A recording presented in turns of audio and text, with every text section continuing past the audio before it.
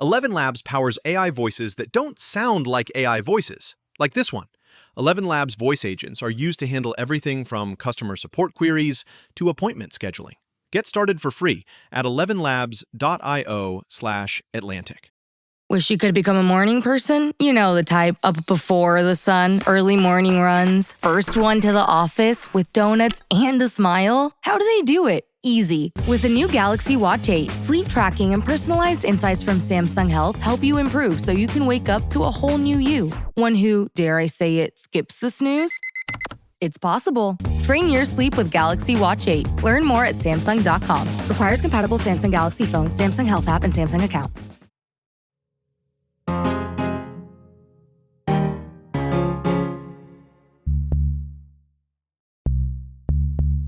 The showdown between Donald Trump and James Comey is what gamers might describe as a 5-5 matchup, where both players have different but equally impressive skills and advantages.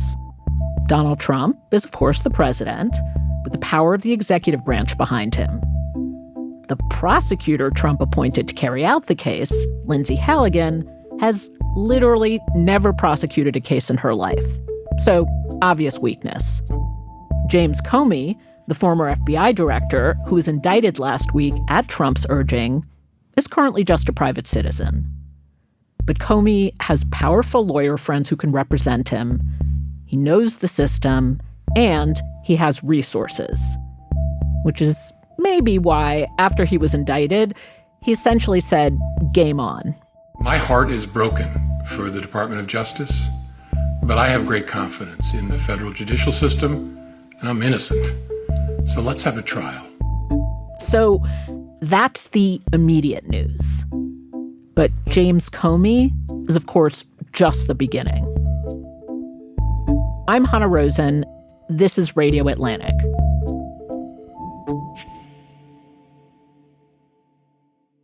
President Trump's list of enemies, people he said at one point or another he wants to go after, is long. It includes members of his past administration, Democrats, Antifa. The same day Comey was indicted, Trump issued a presidential memo directing federal law enforcement agencies to, quote, question and interrogate individuals engaged in political violence or lawlessness. And his attorney general, Pam Bondi, got more specific. Whether you're a former FBI director, whether you're a former head of an intel community, whether you are a current state or local elected official, whether you're a billionaire funding organizations to try to keep Donald Trump out of office, everything is on the table. We will investigate you and we will end the weaponization. Now, the Justice Department has never been exactly independent of the president. It's not supposed to be.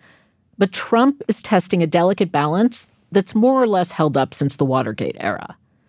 To talk about this, I'm joined by Atlantic staff writer Quinta Jurecic, who covers legal issues. Hey, Quinta. Hello. And by Lawfare editor-in-chief Benjamin Wittes, who also writes about the law, and who happens to know Jim Comey personally. Hi, Ben.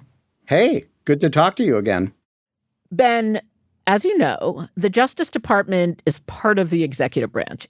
It's the president's job to use it to enforce the law and carry out their own priorities. So why is the Comey indictment such a big deal?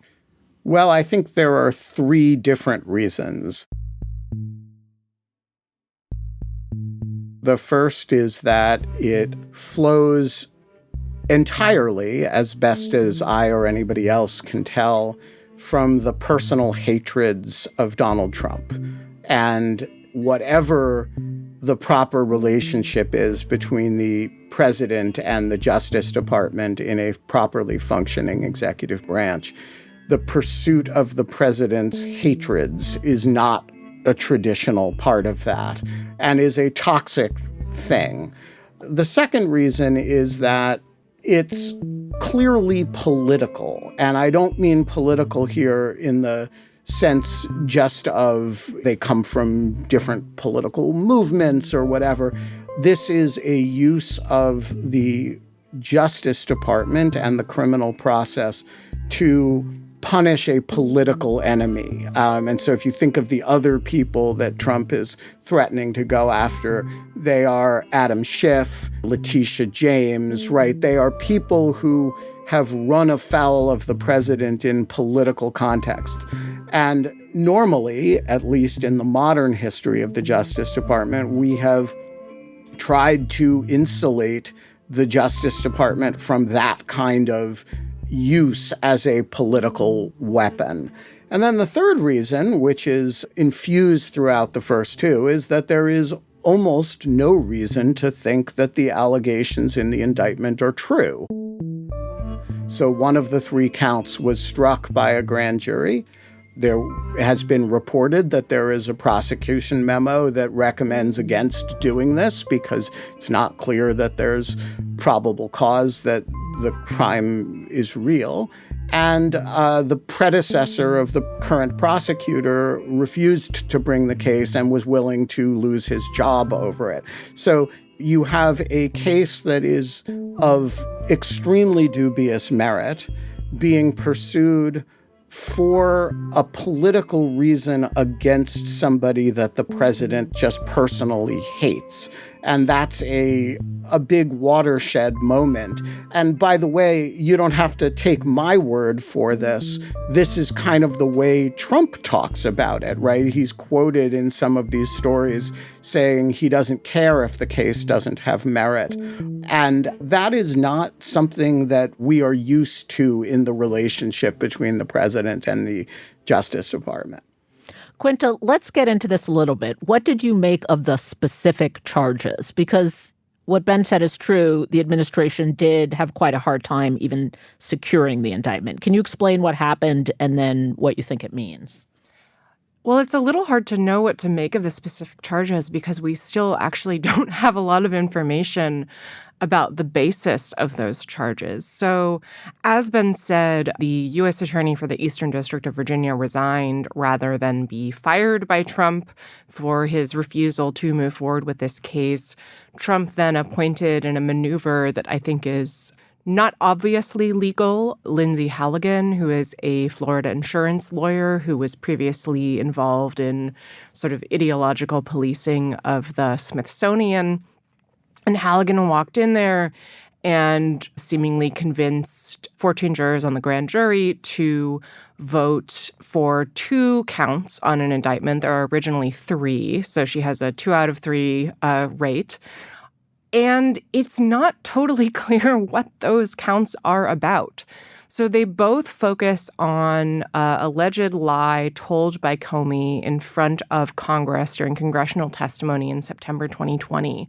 But there's no specifics about what the lie was. There are multiple possible candidates, but precisely because the indictment is so bare bones, it is really very difficult to say more until we get more out of the Justice Department. There's an interesting tension in what you both have just said, because Ben called it a watershed moment. Like, we have not seen the Justice Department behave in quite this way, going after the president's enemies. On the other hand, what you both are describing is not a kangaroo court, the way we've seen in some other countries. It seems like it was quite difficult, and they really had to thread the needle to even get this indictment. So what do those two things suggest to you?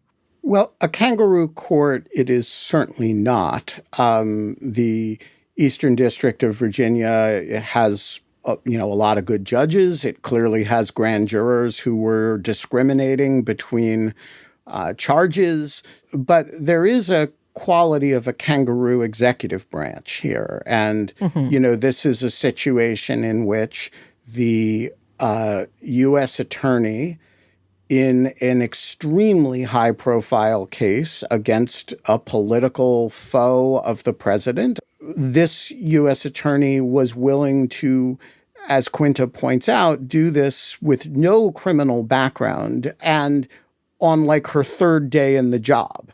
And so it's very inspiring. You can do whatever you put your mind to. Exactly. And so this woman, Lindsay Halligan, was willing to bring this case despite being warned about the deficiencies of it despite her predecessor having refused to bring it, despite it having been investigated and rejected by the last Trump administration, and despite the fact that it would give rise, predictably, to probably the most dramatically merited motion for dismissal as a vindictive prosecution in American history. And she was willing to go forward with it in a fashion that is simply at odds with the way we expect federal prosecutors to behave. Right, though with a well-established court system as a check on the other side. Like, at least we have that. I think that that's really important. And we have seen how that has played out in cases that are related to Trump's desire to use the Justice Department as a political tool, though not this intimately connected with his particular grievances. So what I'm thinking of is, for example, the slate of prosecutions brought by federal prosecutors in D.C. during the increased federal law enforcement presence here.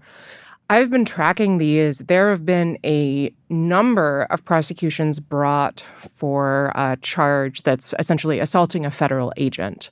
A lot of these are somebody was arrested in something that normally would have been, a regular police stop because of the surge. It was a federal agent who cuffed them and there was a scuffle or something like that. Overwhelmingly, the Justice Department has either dismissed these cases outright, downgraded them to misdemeanors, which don't require a grand jury indictment because a grand jury refused to indict, sometimes multiple times, or moved them into D.C. Superior Court, the local court here. All those are examples of pushback from grand juries, which is extraordinarily rare. I mean, and we're kind of saying, well, the government got, 2 out of 3 counts in the Comey indictment. That's, concerning. But it is also really striking that the grand jury rejected 1 out of 3. I mean, these are non-adversarial proceedings. Famously, people say a grand jury would indict a ham sandwich. So I think it's striking how DOJ has been striking out here. And so I think that, that is a very real reminder here that though prosecutors hold an extraordinary amount of power in our system, especially in a system where people are increasingly not going to trial but taking plea deals, when a grand jury decides that it wants to take its role seriously, when a jury decides to take its role seriously, those can be very real checks. And so to the extent that Trump actually wants a conviction here, I think he may have said, mission accomplished a bit too early. Yeah, I would just add about the grand jury, our system has these checks that have kind of faded into the color of the wallpaper. The grand jury is one of them. Another one is the Eighth Amendment, which protects you against being, drawn and quartered, right? And in a world in which nobody wants to draw and quarter you, that seems like it's not really a protection because it's protecting you against something that nobody thinks to do anymore.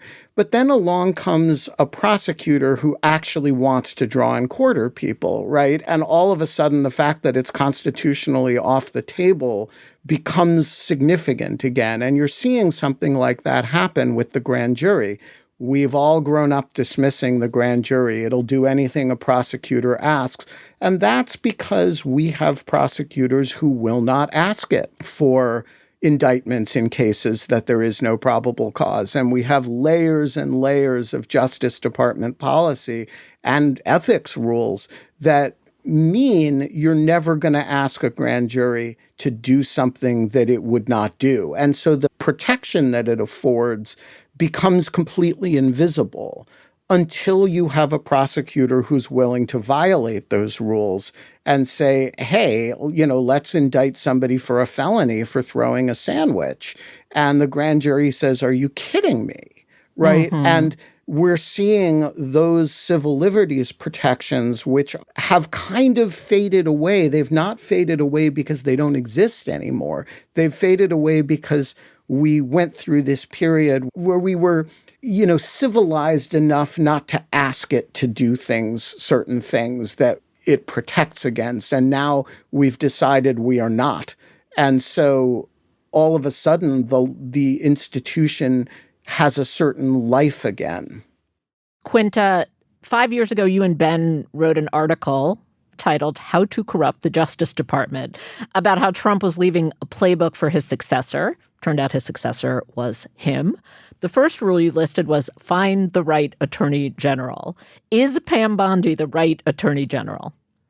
She's the right attorney general in the sense that she seems totally unwilling to say no. Mm-hmm. I think that Bondi is really an interesting case because, if you look back at Trump's various attorneys general, in the first term, you had Jeff Sessions, who I think most people have forgotten, but I think may actually have been the best Trump-appointed attorney general, who said no to a lot of the things that Trump demanded. He recused himself from the Russia investigation. He repeatedly refused to begin meritless investigations of Hillary Clinton. Then we had Bill Barr, who I think took a proactive approach in trying to use the Justice Department in ways that would advantage Trump. And has been a lot written, particularly by Jeffrey Berman, who is the U.S. Attorney for the Southern District of New York, about how Barr pressured him in ways that Berman felt were inappropriate to pursue Trump's enemies. That all seems very quaint now. I know even Barr had a line. I was recently rereading the history about Sessions and Barr and thinking, wow, if only I'd known at the time. Even Barr had a point at which he said no. Right, which is after the 2020 election refused to move forward with efforts to overturn it. So I think Trump has learned from that. Yeah.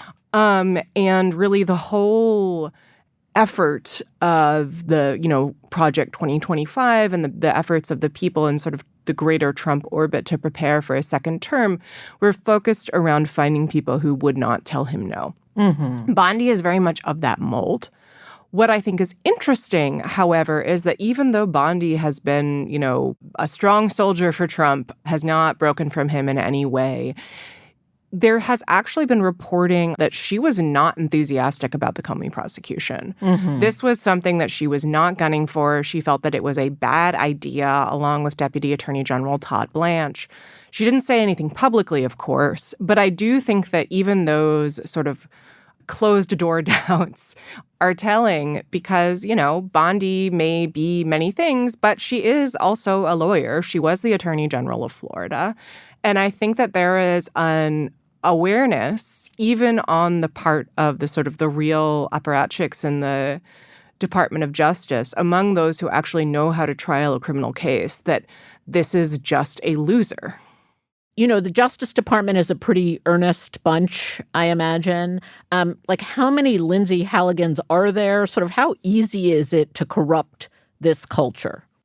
Well, I'm curious for Ben's thoughts as well, but as of January 20th, 2025, as you say, it was a organization that is full of people who really believe in what they're doing, take their professional and ethical responsibilities extremely seriously, and had a very strong code against bringing this kind of meritless prosecution, in part because, as prosecutors, they know that it's really hard to get this past a grand jury, much less a petty jury. And there are not many Lindsay Halligans. I think that what you see is that Trump's desire for sort of meritless prosecutions of his enemies is creating this dynamic where people who have any kind of professional experience are kind of at odds with the people who will give Trump what he wants. And that second bunch are people who don't have professional experience at all, which then makes it harder for them to give Trump what he wants. Right. So it's like incompetence, like we saw with Lindsay Halligan. Exactly. Although, there you can do a lot of damage with incompetence. I think the big question for me is how that professional ethos at the Justice Department is holding up. It's been under an extraordinary amount of pressure. There has been a really generational exodus of talent from the department, whether people getting fired because they worked on the January 6th investigation, people leaving for other jobs, people leaving because, like Eric Siebert, the former U.S. Attorney for the Eastern District of Virginia, they were apparently on board with the president's agenda, but simply didn't want to bring a meritless prosecution. And so I think the question is, as those people leave, will they be replaced by more Lindsay Halligans, and what effect will that have both on Trump's ability to force the Justice Department to pursue these kinds of cases, but also on the department's ability to actually litigate them successfully? One measure of how many Lindsay Halligans there are is how much support she has gotten for this project from the office, which is to say, as best as I can tell, virtually none. She appeared at the presentation by herself. Nobody else in the department signed this indictment. And so I do think it's premature to declare the death of the entire Justice Department culture, but it's certainly under stress. After the break, what could Trump's next moves be? And what might stop him?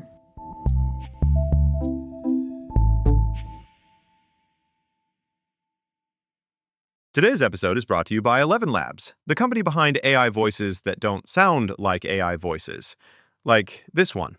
11 Labs powers companies and enterprises in building lifelike conversational AI voice agents. Their voice agents are used to handle everything from customer support queries, appointment scheduling, and even offer personalized one-on-one tutoring. So, join the thousands of leaders already using AI voice in their business. Visit 11labs.io/Atlantic to get started for free. Hey guys, finding the perfect gift for the food lover in your life is easy, thanks to Goldbelly. Goldbelly ships America's most iconic foods, straight from world-famous restaurants right to your door. So if you want to treat someone to Joe's Stone Crab from Miami, Franklin Barbecue from Texas, or desserts from famous foodies like Ina Garten or Martha Stewart, Goldbelly has you covered. Just go to goldbelly.com and for a limited time, get 20% off your first order with promo code GIFT. That's promo code GIFT. Let's imagine a scenario where the Justice Department, and under it the FBI, does tip more under the control of a corrupt president who's using it freely against a list of enemies. Quinta, what are the kinds of things that you could expect to see in that scenario? I would expect more investigations and prosecutions like the Comey case. Mm-hmm. Trump has a long and seemingly ever-lengthening list of enemies. And even if the department is never able to turn these into prosecutions, even an investigation can be extremely damaging. Comey is kind of a bad defendant for the department to pick in the sense that he's actually very well positioned to fight. This is somebody who knows the Justice Department and the FBI very intimately. Has money. Has a lot of money that he can throw at this problem. He is at the end of his career, so he doesn't have to worry about getting a job. And he also just knows a lot of lawyers. His lead defense lawyer, Pat Fitzgerald, is a longtime DOJ hand, ran the Scooter Libby investigation. And then also Comey is somebody who has a lot to gain from standing up in the sense that he is always someone who has sort of presented himself as this kind of, Boy Scout figure. Mm-hmm. I think that fighting fits into that character. So to the extent that there are other Trump enemies who fit in that category, I think that this is menacing, but, those folks will in the end be fine. What I would be more worried about is if the department starts going after people who are less well-positioned, either because they're not as prominent, and so it's hard to rally people behind them. They don't have the money, and so the legal bills might really add up, especially now that Trump has gone after law firms and made firms more hesitant to offer pro bono representation. People who need jobs. If you're able to make someone sort of politically radioactive, you can really mess up somebody's life that way. And that's not a concern for Comey, but it is for a lot of other people. Mm-hmm. And so even if none of these prosecutions are successful, the Justice Department can still be very effective in sort of preventing people from being as politically active as they might want to be. I want to get into that because on the one hand, there's Trump's list of enemies, which you've all talked about. Then there's this other strain of going after civil society, which right now is mostly at the level of rhetoric, like White House advisor Stephen Miller calling the Democratic Party a domestic extremist organization, or saying that California Governor Gavin Newsom's criticism of ICE agents incites violence and terrorism. Ben, how can you imagine a president using politicized law enforcement to start actually carrying some of this out, going from rhetoric to action against some of these organizations? Right. I don't have to imagine it because there is a White House memo distributed the other day to all of the law enforcement and national security components answering that question. Mm-hmm. And there were actually one executive order which designates Antifa as a domestic terrorist organization.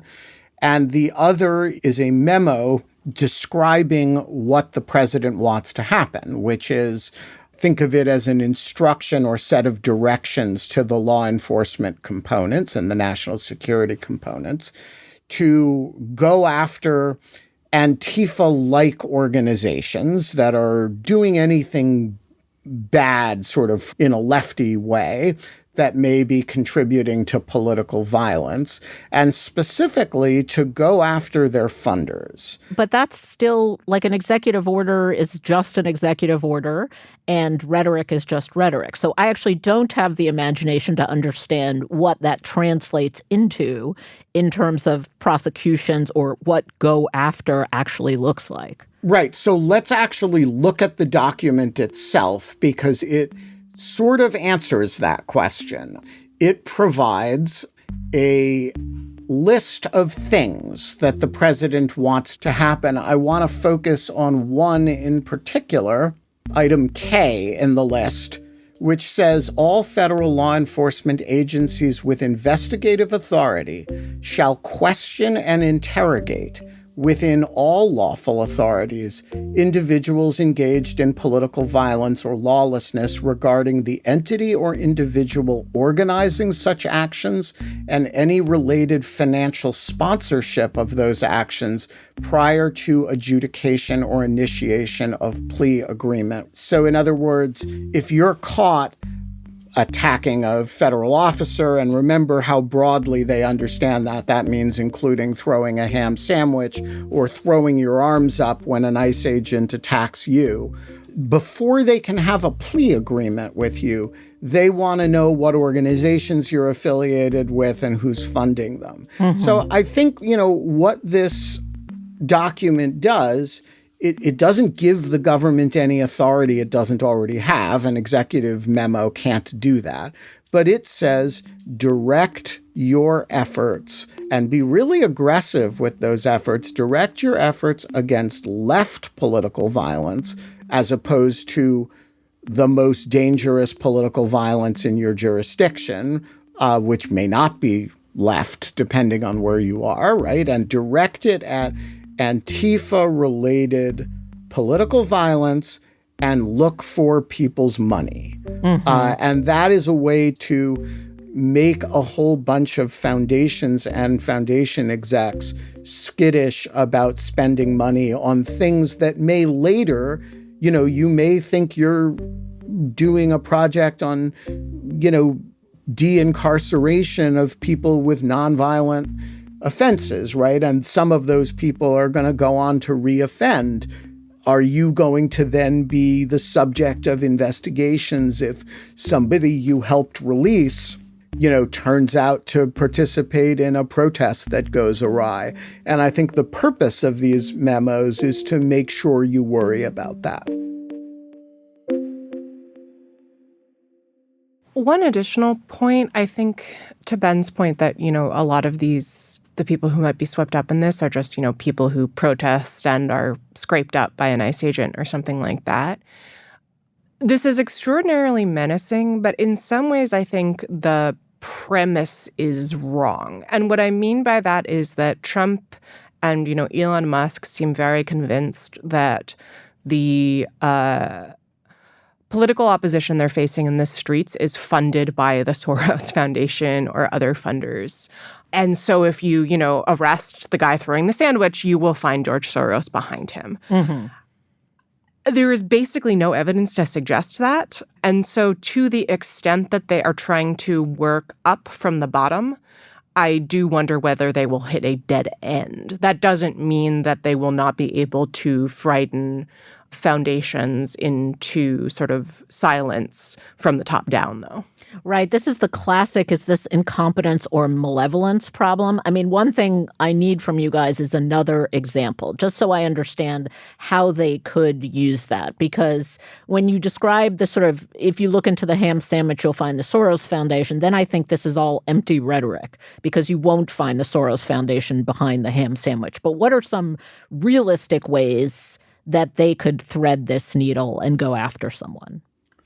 Well, so first of all, go after somebody has lots of meanings. Are they going to find criminality in the Soros Foundation? I very much doubt it. Mm-hmm. Are they going to paralyze the Soros Foundation, which is actually called the Open Society Foundation? Are they going to paralyze it with responding to investigations and chill a lot of other foundations? Yes. Now, you're right that if that's all they can do, that's actually the system working. It's the system restraining a malevolent prosecutorial force with things like evidence. Mm-hmm. But now let's go back to the Comey indictment, which is, you can get to the point where if you are dishonest enough before a grand jury, you can actually indict somebody. And the more complicated an evidentiary base gets, that's the easier that is to do. And so I think once you allow the manipulations of a grand jury process that rely to some degree on prosecutorial good faith, once you get rid of that expectation, well, you can do all kinds of things. There's a large collection of people who may be entirely innocent of the thing that you're investigating for, but did something, mm-hmm. right? And if you create an environment in which I can simply point at you or Quinta or someone else and say, investigate them, find out what they did, rather than starting with a crime, most people have done something wrong at some point, and you end up with successful cases that are basically, we randomly spot checked your computer and you have some dirty images on it. Right. Okay, here is the big grand historical thing that I do not understand. I've been reading the Clay Risen book, Red Scare, and this is not our first rodeo. This is not the first time that an American president has excessively politicized the Justice Department. There's J. Edgar Hoover's use of the FBI, the Red Scare McCarthy era, Nixon and his enemies list. And then there were a series of post-Watergate reforms that were supposed to curb this kind of corrupt executive power. So why are we back here again? The thing about most of those post-Watergate reforms is that they were codified on the level of intra-departmental rules for conduct, guidelines, norms. They, in many cases, were not written into law. In many cases, they couldn't be written into law because they would have infringed on presidential power in a way that post-Watergate, there were questions about whether or not that would have been constitutional. Now, I think, would pretty unambiguously be unconstitutional under the reading of executive power that the Supreme Court seems to have settled on. And so what we have discovered is that it is actually pretty easy for a determined president to undercut a lot of those norms if he is aided by a party in Congress that is more interested in partisan politics than in upholding its own institutional prerogatives. So what I would say is that, in thinking, what do we need to do or what could we need to do? if we were to get, past the other side of this and have some kind of government that were interested in really reforming things, that you need to think seriously about what the presidency looks like and whether you need to reconceptualize the presidency to allow for stricter laws to limit the president's ability to direct the Justice Department like this. I mean, after Watergate, there was a proposal on the table to make it harder for the president to remove the attorney general and make the Department of Justice a lot more independent. That didn't go anywhere for pretty constitutionally obvious reasons. But I have been thinking about that as an example of sort of the kind of thinking that you might need to engage in to see a way out of this. Mm-hmm. And just to be clear, the answer to your question, Hannah, whether the structure was changed at all is no. The attorney general is still a creature of the administration, appointed by the president, subject to advice and consent of the Senate, and removable at will by the president. And the idea that the attorney general should be independent for investigative purposes is entirely a normative idea. Mm-hmm. And then Donald Trump called bullshit on it and laughed at the idea that anyone would believe in it. And the world did not quake with rage in response. And once you do that to a norm, you really do destroy the working premises of the institution. So the Red Scare book has a happy ending. As we know, the civil liberties lawyers brought some critical cases. Journalists played a key role. And then in November 1954, the party lost the midterm elections and kind of broke McCarthy's spell over the nation. Do you see similar counterforces working effectively today? I will give a qualified yes. Uh-huh. Oh, good. Okay. I will say I have also been reading that book and doing some research and reporting on the through lines from today to that Red Scare into what's often called the first Red Scare, which took place around U.S. entry into World War I. Of all of the experts and historians who I've talked to, what a lot of them have said is, in many ways, the repression that is happening right now is worse than what happened then. But what is different is that there is a civil society that is rejecting it.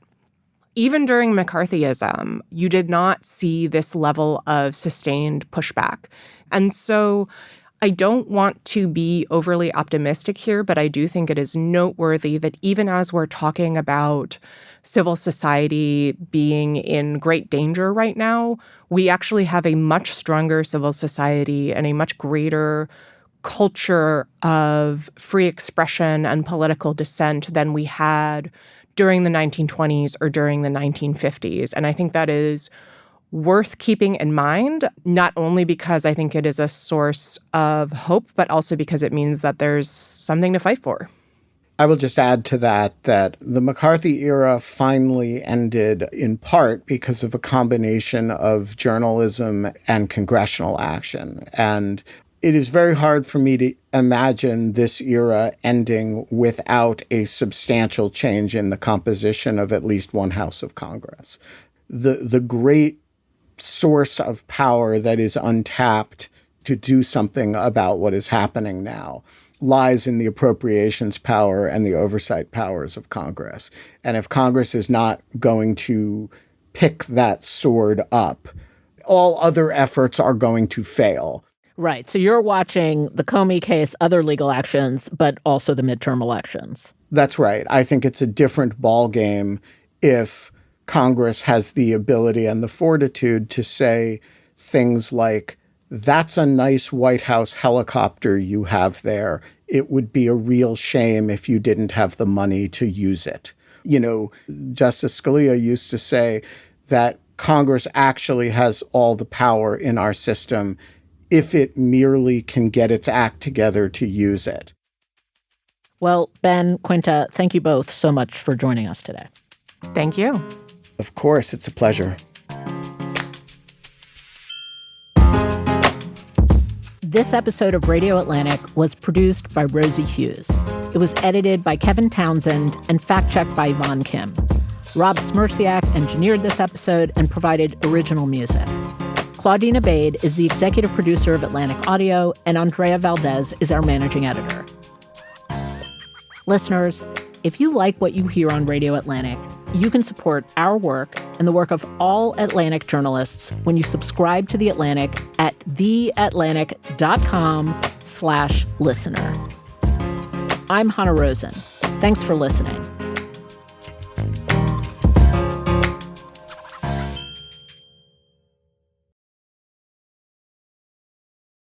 At L'Oreal Group, we aim to decrease the use of virgin plastic in our packaging by 50% by 2030.